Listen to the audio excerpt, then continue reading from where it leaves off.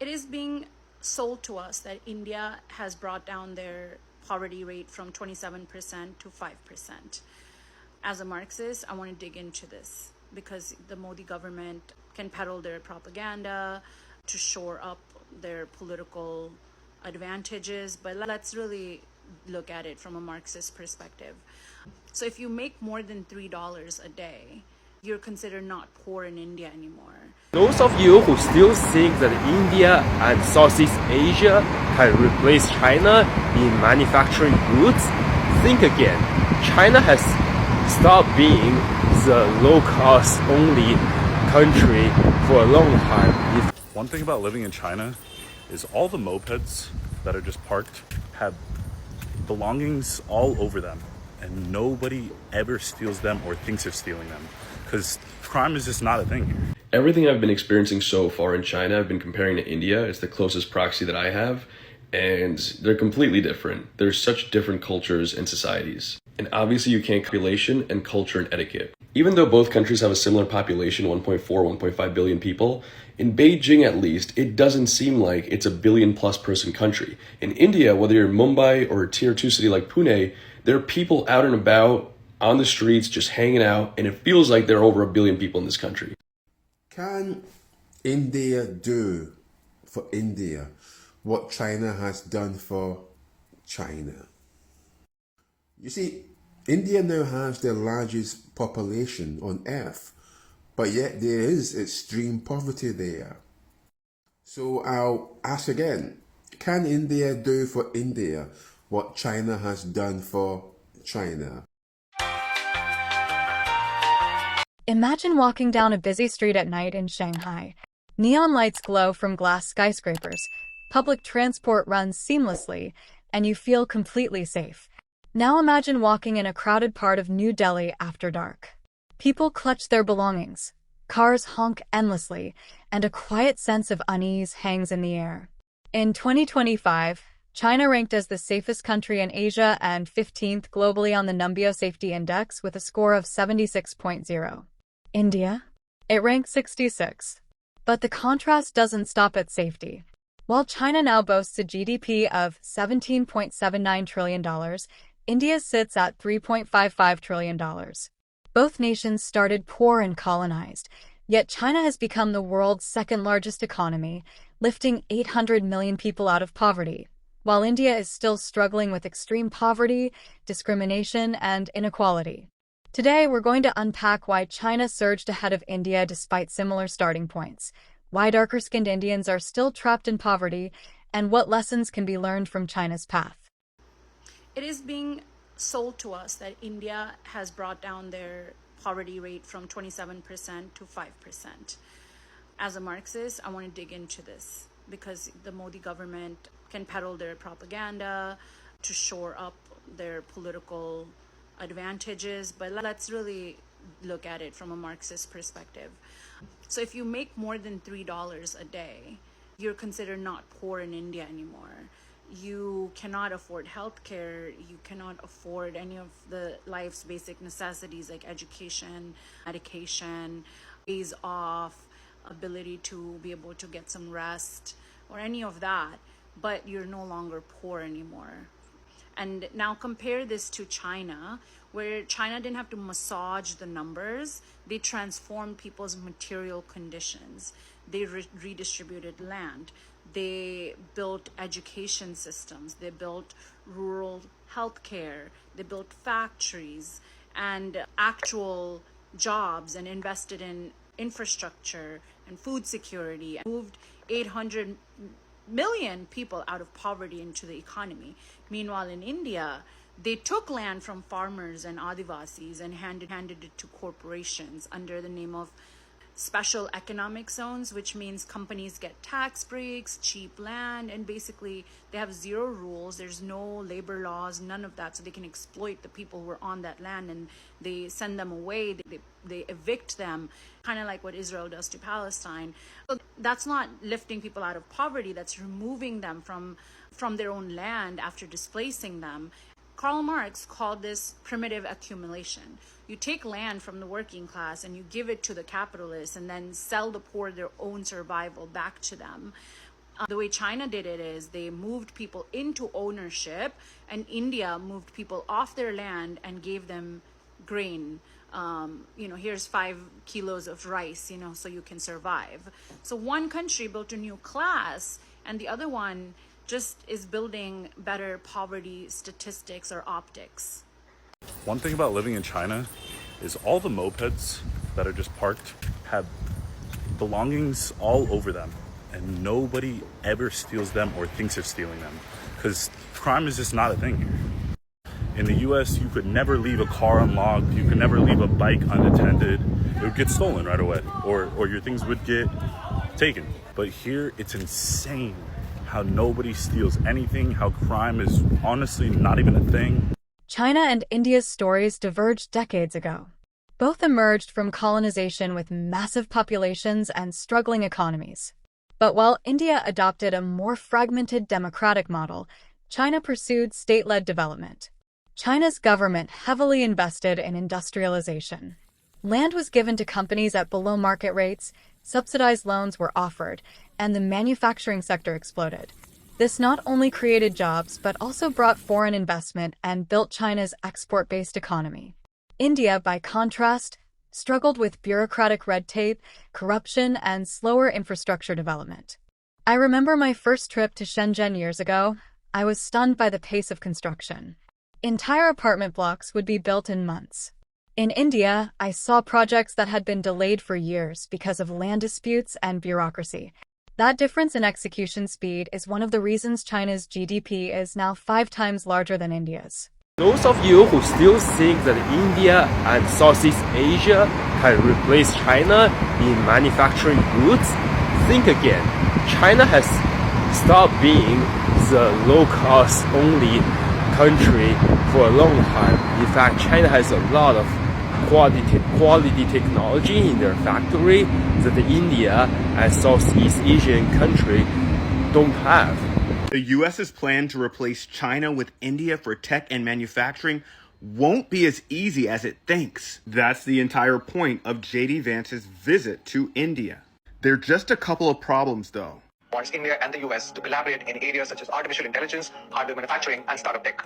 That said, the impact of this on the market is likely to be minimal, given the lack of companies who have direct exposure to these areas. As you've just heard, it will be a lot harder than many people think. For example, it's estimated to take Apple 8 years and billions of dollars to move over just 10% of its production to India from China. Overall, manufacturing has shrunk in importance to India relative to services and agriculture. Manufacturing makes up less than 13% of India's entire economy, whereas a decade ago, it made up 15%. By comparison, manufacturing makes up over a quarter of China's economy, and it makes up more than 25% of most East Asian economies. And even though the US is pushing India to open up its economy and to do more manufacturing, India has been very careful about protecting its farmers. That is because agriculture in India employs almost half the entire working population. Say what you want about India, but at least they're looking out for the people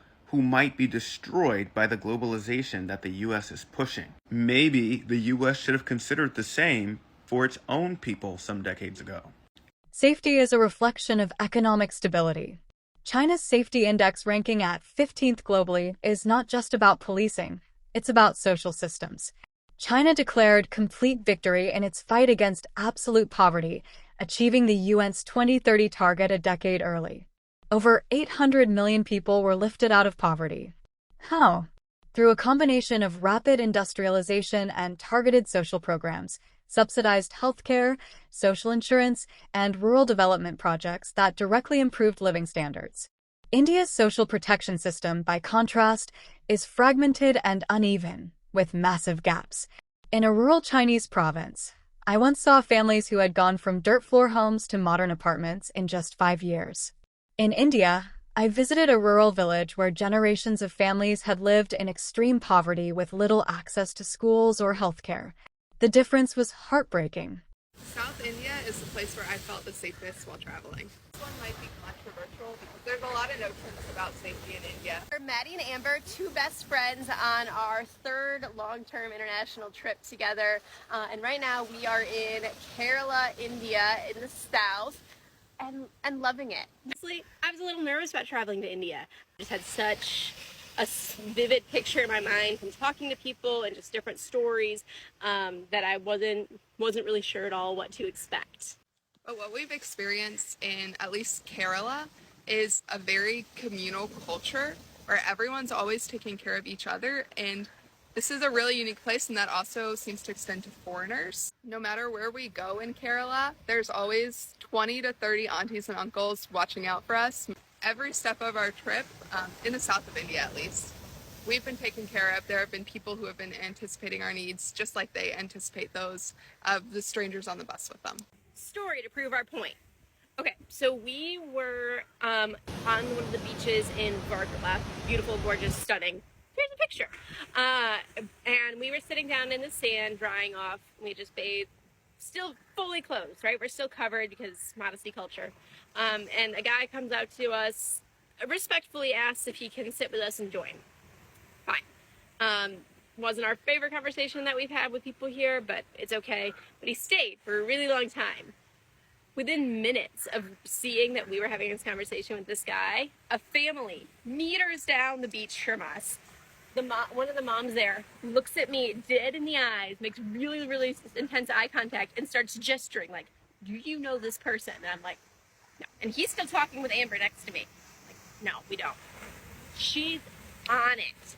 Like, we did not have to say a single word. She had flagged down the 3 other men in her family that was there. She was telling them all what was happening. And then the rest of the time that we were on that beach, they were respectfully keeping such a close eye on us, and we're ready to like step in at the first sign of trouble. Just one example. We've had dozens in just 2 weeks. What does this mean for you? If you're thinking about coming to India, start in the south. You're gonna have people that will watch out for you, that are happy that you're there. It's a really good way of kind of getting introduced to the country, especially if, like me, you aren't really sure what exactly you're getting into when you get there. I don't know why you guys think China is so dangerous. I couldn't agree more with this comment.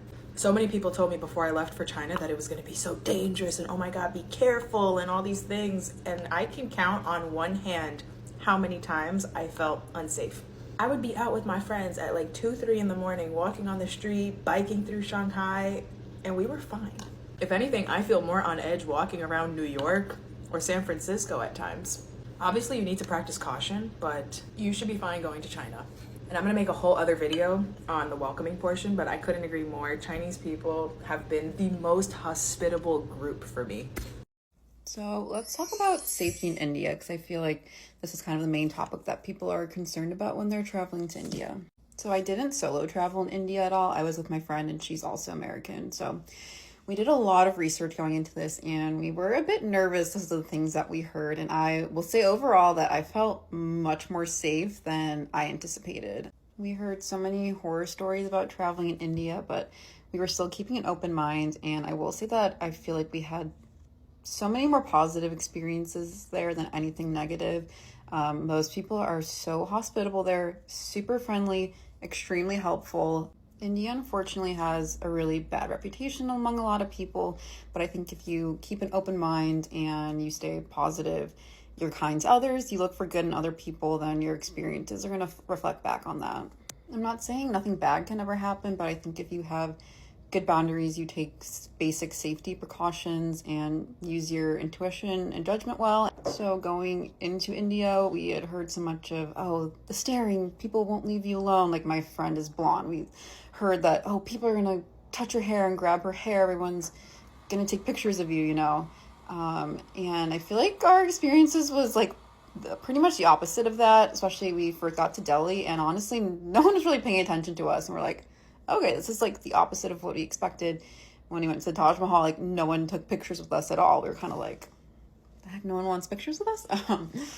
But there were a few towns where people did ask for pictures and I feel like everyone was like really respectful. Like no one was trying to like sneak anything. Like people always just came up and asked and were like very nice about it. So I didn't really feel uncomfortable with that. You also get treated a bit differently depending on what part you're in. So if you're in a big city like Delhi or Mumbai and it's a bit more progressive, you're going to get treated a little bit differently than the smaller towns who don't see as many tourists. So I feel like that's where we got more of like the staring, but I feel like people are just more interested in you than anything. It's not anything harmful.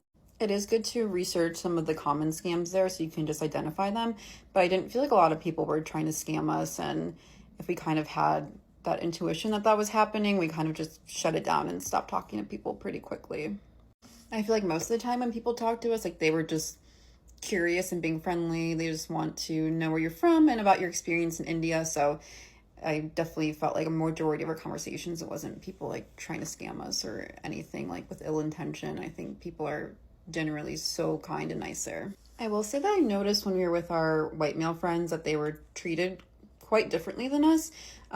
Males are just respected more there, especially when we're in the smaller towns. Like if we would go out to eat, the waiters wouldn't really address us and they would expect our male friends to order for us, which is a little difficult to get used to and took a while. And I feel like our male friends were just a lot more free and felt like they could do whatever they wanted there, whereas me and my female friend were a lot more cautious and took a lot more safety precautions. But unfortunately, it's kind of like typical anywhere with traveling, where I feel like females take more precautions. Dressing modestly is very important in India. You should have your shoulders and knees covered at all times, especially in the smaller towns. Like I would see some tourists wearing like crop tops and short shorts. Just don't do that here. You know, just the basic things like that. You gotta stay respectful to the country and culture, and you're gonna get unwanted attention. So something to keep in mind.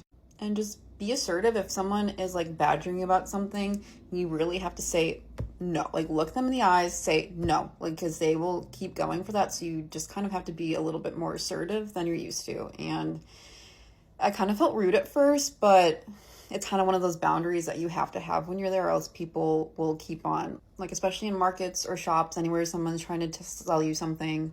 Tuk-tuk drivers, you have to be like very assertive, or else they're gonna keep badgering you about it. Be careful at night. Don't walk around at night alone. Just the basic things that kind of apply to anywhere. I think the most uncomfortable I felt was definitely during Holi. We were in Pushkar, and it was me and my female friend, and we were with a group of, I think we were with like 6 or 7 males. So if you're going to Holi, I would definitely suggest going with a group of males.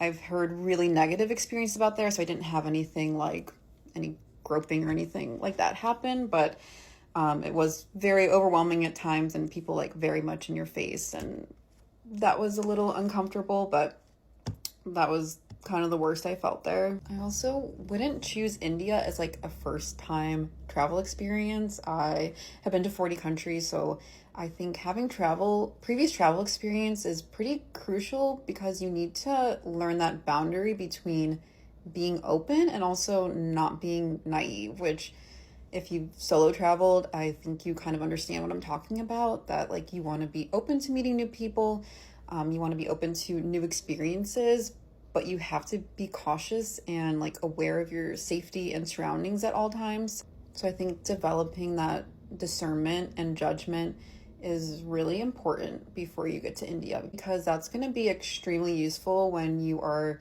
trying to meet new people and get the best like local immersive experience you can while also maintaining your safety. Another thing that's a little bit different when you're traveling in India is that there's just men everywhere. There is not as many women on the street, so there's just so many men. I remember like being like, by the end of it, I was like, I'm just so sick of seeing men. I miss women. So that's a little something that takes getting used to. Personally, I don't think I would ever solo travel in India.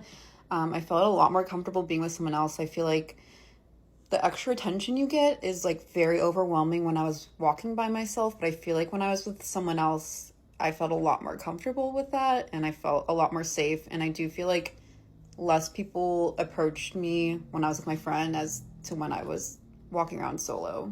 So I feel like with anywhere with traveling, use your discernment, use judgment, use your intuition. If something feels off, just get out of the situation, make up a lie, anything. Like if you feel a conversation's getting uncomfortable, if they're like asking you where you're staying at or anything like too personal, make an excuse, lie. It's really important to keep good boundaries. So if you are planning on going to India or you're not sure if you want to go or not, please do it. It is an amazing experience. It is probably the best cultural experience you can get out of any country in the world. It is completely different than anywhere else in the world, but just do your research, stick to your basic safety precautions, use your intuition. You'll be rewarded out of this experience, and it is completely worth it. And I understand being scared going into it. I feel like people at home are like, why are you going there? It is worth it. One of India's deepest challenges is its social inequality, amplified by the caste system and colorism. Darker-skinned Indians and those from lower castes often face discrimination in jobs, education, and marriage prospects. This isn't just a social issue, it's an economic one. When entire groups are excluded from opportunities, poverty becomes entrenched. China, by contrast, doesn't have a caste system. While it has inequalities, they are not tied to deep-rooted social hierarchies. Scene direction. Show interviews and visuals of young Indians discussing colorism and job discrimination.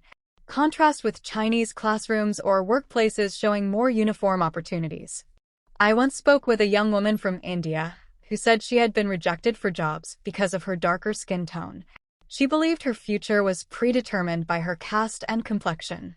That systemic discrimination slows India's ability to grow inclusively.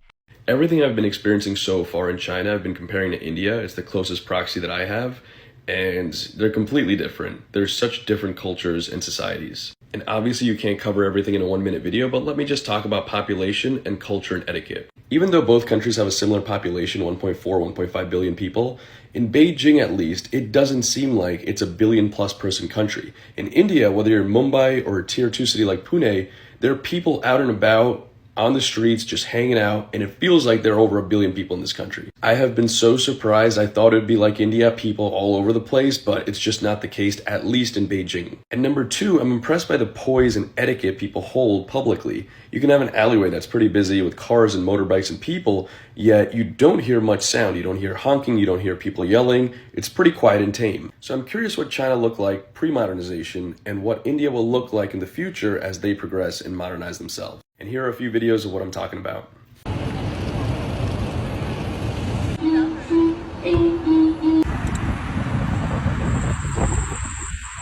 China's rise isn't just domestic. Its global influence is unmatched. From the Belt and Road Initiative to becoming the world's manufacturing hub, China has strategically positioned itself as an economic powerhouse. India, while growing, is still struggling with weak infrastructure and trade bottlenecks. China's per capita income is much higher than India's, meaning the average Chinese citizen has a far better standard of living. In 2024, China's GDP was $17.79 trillion. India's was $3.55 trillion.